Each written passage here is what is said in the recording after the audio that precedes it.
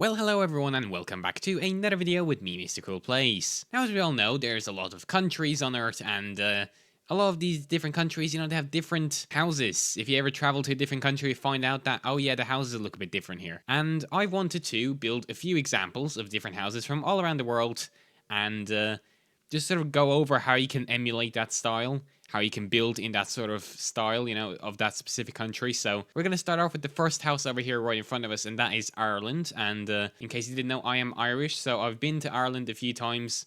I've lived there for a little while, but I don't live there anymore. However, every time I go over, I notice the houses and I see what's sort of unique about them in comparison with other countries. And so Irish houses are really like quite simple for the most part. Like, I'm going to just sort of like generalize this. Every house is obviously different, and like there's other houses, like there's people to have like these modern box houses in Ireland as well. Like, but I just want to go like over like a stereotypical house for each countries, right? So this is the sort of house you would see if you went to like Sligo or somewhere like that.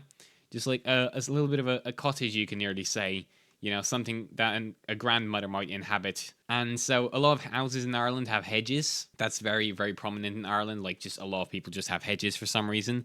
I don't know why they do that. They're bloody expensive, and someone needs to cut them and stuff. But I mean, they look lovely and, nice and environmental, whatever. But if we go inside, we walk this way. Red, for some reason, redwood, it's not like it's very common, but like it just gives you this sort of vibe. I don't know what it is with it, but a lot of people have red doors and stuff like that. So I want to sort of capture that here. But when you're building an Irish house, you really want to like emulate dampness. You really want to convey that this house has been in the rain, because that's the climate. Like, every single country has their own different distinct climate, and Ireland's climate is just basically rain all the time, non-stop, really. So as you can see here with the texturing and the gradients, there's tough blocks up here at the top, then stone, then andesite, right? Like, it sort of creates this damp effect, right? Like, as if the rain was lashing down this way and the walls damp because of the rain, right? The same thing with the roof. It looks like it's been used a few times, it's rained a lot. Also, when it comes to the pathway, you want to mix in a lot of mossy cobblestone. That's just like the way pathways look in Ireland, just all mossy. This has been there for a little while, it's a bit old, and it's got some grass growing, some pebbles on the ground, right? But this is again, this is what you're trying to emulate. You're trying to build like a swamp house that's not on stilts. That's basically Ireland in a nutshell. If you want, you can add a few potatoes in the garden and make it more Irish. I don't know how many people have potatoes in their gardens nowadays, but yeah, it's a nice little detail. I didn't do the interiors for all of these houses, but if you want to go inside, yeah, I didn't do the cloakroom. Just imagine like a rack with like shoes on it and just, yeah, whatever. But you walk in here, it's a nice cozy place. The insides of Irish houses are like really, really cozy usually. Like, just these cottages anyway, they're like so cozy, because outside it's pouring rain. It's absolutely miserable. So inside, they try to compensate for that by having a lovely fireplace and maybe some bookshelves. But yeah, that's all I have to say for the Irish house. Let's move on to our Italian house over here. And this is one of my first times really building in Italian, and I must say it looks quite nice from my perspective. I've been to Italy as well, and so now when I was in Italy, I noticed how spaced out the houses were. Like, they don't really do, I mean, they do villages and stuff, but like a lot of the time in the countryside in Italy, there will just be a random house, then a house like a mile over there, and then another house like over there. It's just going to be so spaced out with all these olives and stuff like that growing all around. It's really, really nice. I try to put down like a little winding path, maybe make this look a bit more country-like, like this is a house in the countryside. So it doesn't have like a stone path or anything like that. Obviously, again, I know like most people don't live in this sort of house in Italy, but it is like a very Italian looking house. And now, a thing to take into account when building roofs is that you want to take into account the climate, right? So the more snow you get or the more rain you get, the steeper you want the roof to be, right? So like, this would be a roof that you would have for like just rain, right? If you had the snow roof, which we'll get to at the end over there, you're going to have the roof pointy, right? Like really pointy, because the snow is incredibly heavy and you don't want it to stay on the roof. But when there's not much rain, it's nice and hot most of the time.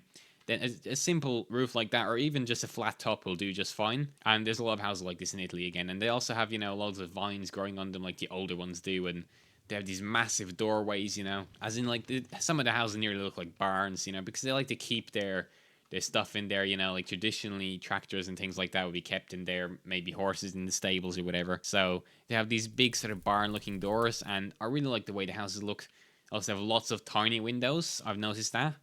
And if we go inside, we can walk inside over here, And I didn't really do much for this room, but we walk over here and look, it's a giant pizza making kitchen. So, okay, now in real life, not everyone has a pizza furnace in their house. Well, I'm taking some creative liberties, okay? This looks more Italian than any Italian house anyway. So here, it's just a giant big pizza oven, and with that's supposed to be pizza. Just make believe that's pizza. Maybe a table, or I guess that's a counter. We don't really have a table in here. And of course some barrels to like store your your stuff for the pizza. Maybe even actually, wait a second, now I need to put some barrels here in the corner. Wine barrels. The Italians really love their wine. That's always nice. And yes, I don't have much more to say about this. I think this house looks really, really nice. If you want to build an Italian house, maybe take some inspiration from this. But we'll move over to our next house over here, and this here is the American house. Now, there was one here. I think it's gone. I'm not sure where the house is gone. I built it, obviously I built it like nice and sturdy, out of cardboard, because that's how the house is supposed to be made, right? And yeah, I don't know. It's just gone. It's just the house. It's sort of all over the place. I don't know what happened here. Like there's the couch. I don't know how that got up here. I mean that's nice. Yeah. Yeah. Well, I guess we'll move on. I don't know what happened to the house. The fridge is still standing there. It must be very heavy, full of stuff, I guess. But yeah, no. Don't know what happened to the house. We'll move over to our next build over here, and this is the Japanese house. Now, I'm no good at building Japanese, so maybe I shouldn't have built it. Whatever, doesn't matter. I did my best to capture that look with the roof. You know the way Japanese roofs are? They just like sort of do like a bell curve up and then like a bell curve down, if you know what I mean. They sort of like peak at the top, and it looks really, really cool. And if you can do it properly, then those houses can end up looking really, really nice. But also, if you think about Japan's environment, right? What's Japan known for? It's not really a tropical environment. It does snow in Japan as far as I'm aware. Obviously, it depends on where you are, but like they do get some like not nearly tropical weather. Like I mean, I guess they get a lot of hurricanes and stuff like that, and rain does get quite intense there during like some seasons of the year.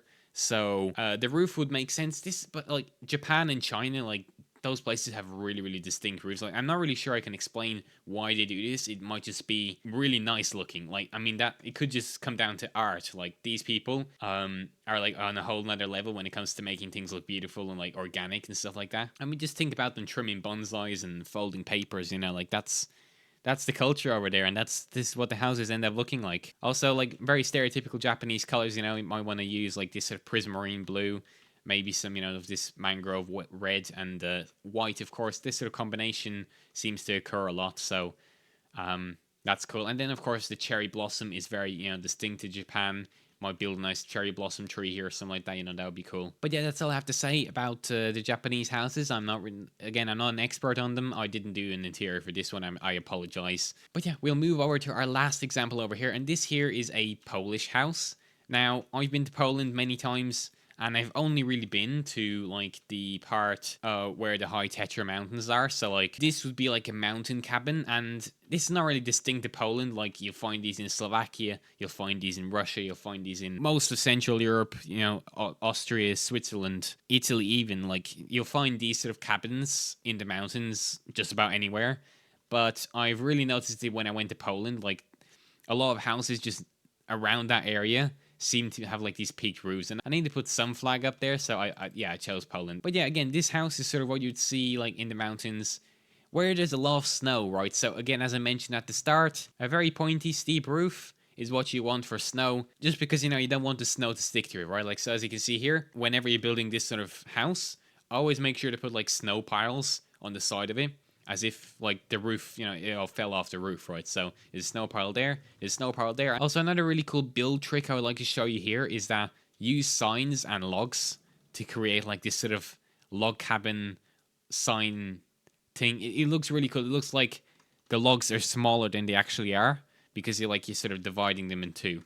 Right, and so this makes it look like an actual log cabin. The only problem with signs is that they don't render from far away. So once I like go further away, yeah, the signs are gone and it looks rubbish. But like when you come back, it just looks really cool. And I learned this from B00, so go check that guy out. How he makes really cool building videos. Also, again, to make it look warm, you want to put like maybe a chimney with some campfires at the top. Just to make it look like they're burning a fire. And of course, for the pathway, I wanted to make this pathway look like it's, again, like it's been snowed on, obviously, and some snow's been removed, so there's piles of snow around the pathway.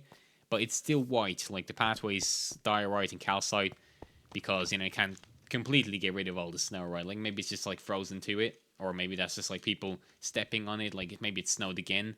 Doesn't matter. Anyway, we can go in and I can show you the interior for this place. I want to show you a really cool build trick right here.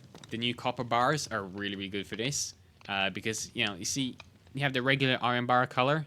That's cool. If you want, you can like blend it to copper, and that will make it look extremely hot. So it looks like this fire is heating up this bar, and if you touch that, you go ow, right? Because it looks hot. That's a cool build trick. Also, loving the new shells. Shells are great just for looking like shells. There's a little little table down here, a little bit of storage, and you can go up. And up here we have like bunk beds, and that's the sort of thing you'd see in like a cabin, right? And again, like cabins, I guess they're all over the world, but I've seen like the most of these that I can remember from real life. I've seen these in Poland, so that's why I put Polish flag there. But yeah, I mean, let me know what country you would like to see if I ever do this again. What sort of house would you like to see?